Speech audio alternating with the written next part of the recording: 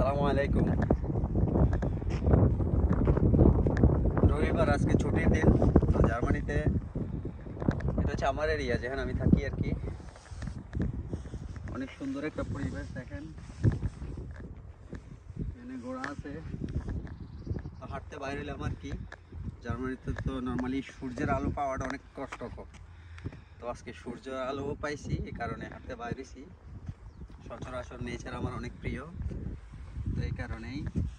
একে তো vitamin D আর কি বলি, সূর্যের তাপটা অনেক জরুরি মানুষের ইমিউন সিস্টেমের জন্য।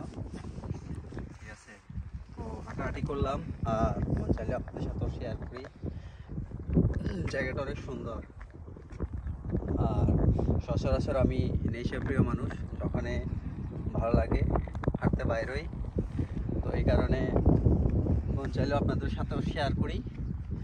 তো সবাই কেমন আছেন, কি আসল বিষয় জানাবেন।